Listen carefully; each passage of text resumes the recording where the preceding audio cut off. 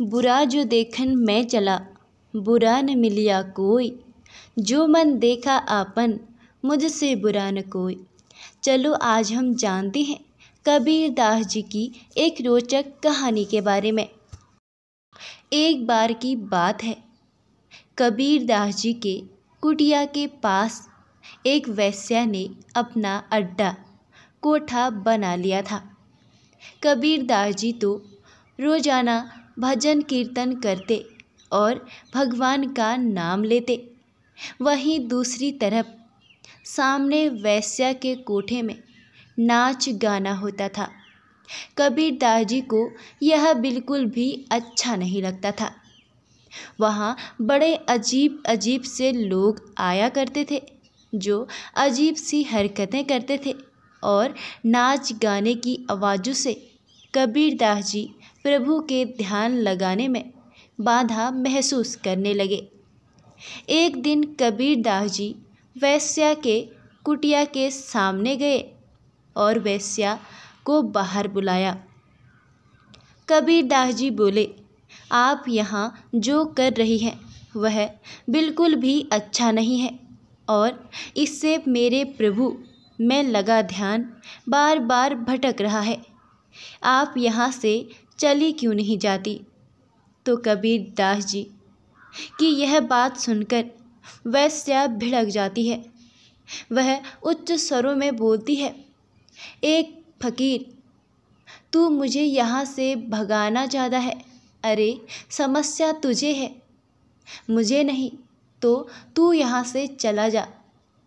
फिर कबीर दास जी चुपचाप अपनी कुटिया में आ जाते हैं और भजन कीर्तन करने लगते हैं। ध्यान ना भट जाए इसलिए वो जोर जोर से उच्च स्वरों में भजन गाते हैं। इससे उस वेश्या के यहाँ आने वाले लोग कबीर दास जी के भजनों से प्रभावित हो जाते हैं। वे भी कबीर दास जी के भजन सुनने के लिए उनके पास बैठ जाते हैं। वेश्या सोचती है, यह क्या हो रहा है? सभी लोग वहाँ जा रहे हैं, ऐसे तो मेरा काम चौपट हो जाएगा।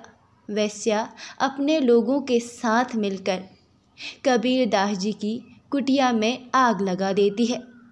जलती हुई कुटिया को देख कबीर दास जी बड़े गरुड़ स्वरों में कहते हैं, हे ईश्वर, तो आप भी यही चाहते हैं कि मैं यहाँ से चला जाऊँ। इसी दौरान एक चमत्कार होता है। एक जोरदार हवा का झोंका आता है जो उस आग को बुझा देता है। वहीं एक चिराग उस वेश्या की कुटिया में लग जाती है। अब वेश्या की कुटिया जलने लगती है। इसे देख वह वेश्या बहुत परेशान हो जाती है और मदद मांगने के लिए पुकारती है, लेकिन तब तक उसकी कुटिया पूरी जल जाती है। वह कबीर दास जी के चरणों में गिरकर क्षमा याचना करने लगती है। वह वेश्या पछतावे की आग में रोने लगती है। उसके बाद वह यहाँ दोबारा कभी नहीं आती है।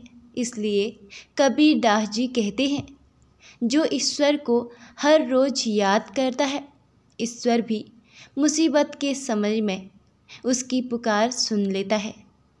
आपको यह कहानी कैसी लगी? कमेंट में ज़रूर बताएं और ऐसे ही कबीर जी के रोचक कहानियों को जानने के लिए हमारे चैनल को सब्सक्राइब ज़रूर करें।